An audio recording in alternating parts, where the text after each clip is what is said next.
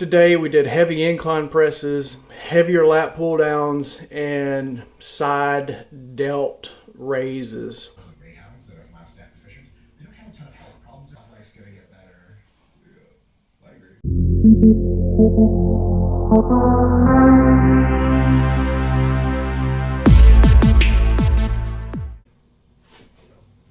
Don't be alarmed if you think that situation beforehand.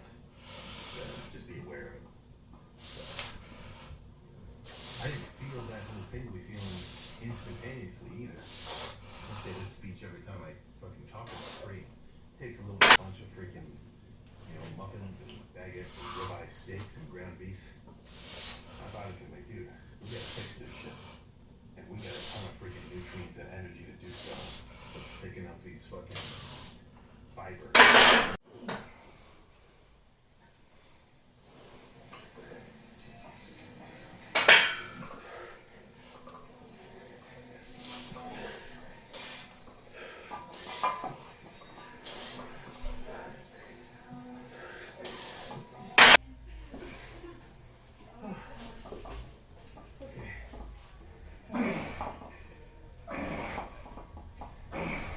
I think that's the one thing I want to do here.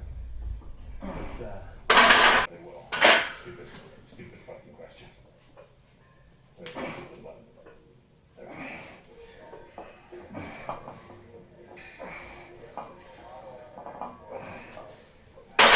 Raises for sure. But the back, the rear delts, the muscle if I've ever freaking seen one. Let's just get a freaking side tricep and a lat spread and roll.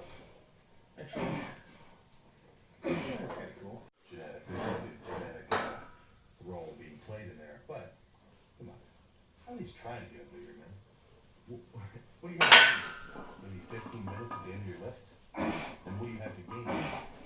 Big change. That's fucking badass. So push lift, just burned off. You want to drink your calories. You want to eat 50 grams worth of bread throughout the day. 50 grams of carbs with carb bread.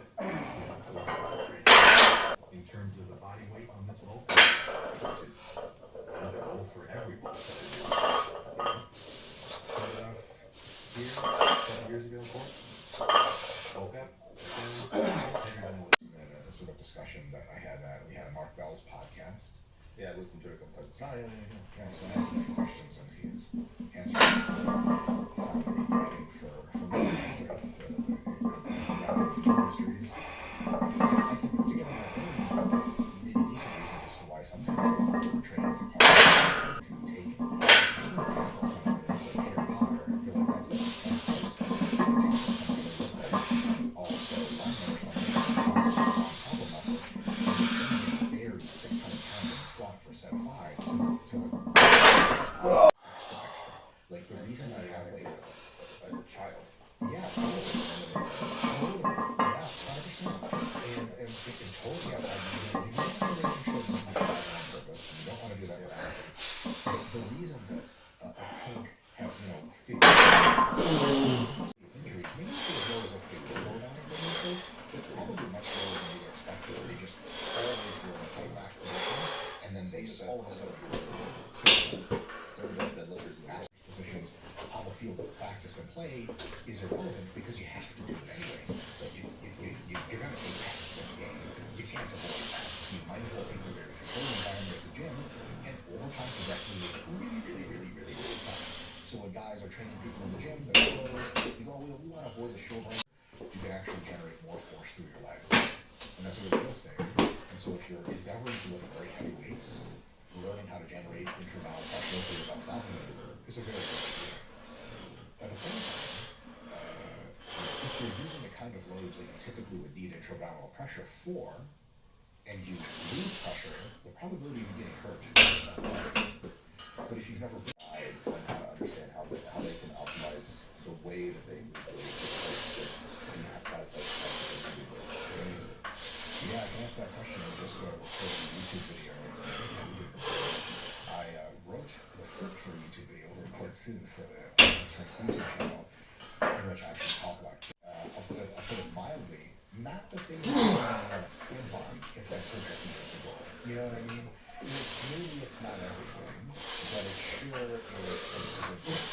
kind of like first impressions when going out dating people. Little first impression, control eccentric.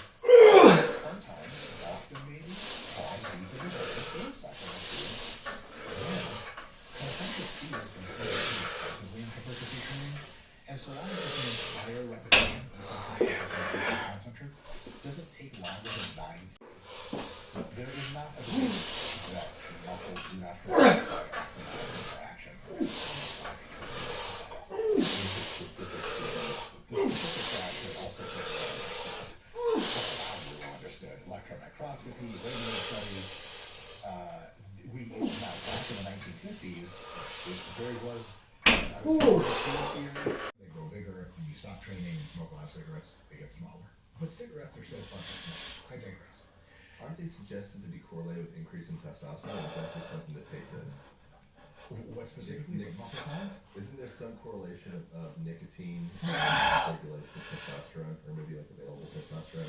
Have you seen that? I'm not into that literature. I do know that nicotine causes a reduction in blood flow to your muscles and all this other stuff, and the stimulant effects directly counteract the relaxed state of the muscle. So I think Andrew Tate just likes to smoke cigarettes and or say ridiculous things that everything turn them on. There's been some literature suggests that extremely difficult training, or training that takes you very close to your limits, is what most recruits satellite cells to wake up, activates them, and it gets them to be real big boy cells that actually contribute to muscle strength and muscle size. The term I looked it up recently, since somebody's had my mind, is myogenic precursor cell. Correct. Yeah, they're very potent. They're not fully potent. Yeah, they can't do it all. But so within that, that's kind of interesting. We can autonomously jab ourselves up with a bunch of pluripotent stem cells. Is there some way to manipulate or augment or upregulate, or whatever the proper language would be, to get more satellite cells within the muscle tissue? Is that a reasonable question? very, very reasonable question. And nothing I'm aware of yet, but these aren't lines of research that are there are many ways to turn switch and shut it down for a while. The default state of physiology is for muscle to grow. So hopefully in the next 5 to 10 years, that's my usual big thing I say on 5 to 10 years, really great, little Pollyanna attitude. But maybe in 5 to 10 years, we'll have reliable modulators of myostatin, and they can essentially cure muscular dystrophy, or treat it to 100%. But also for all of us addicts that want to be super jacked, myostatin will make every steroid wildly obsolete instantly.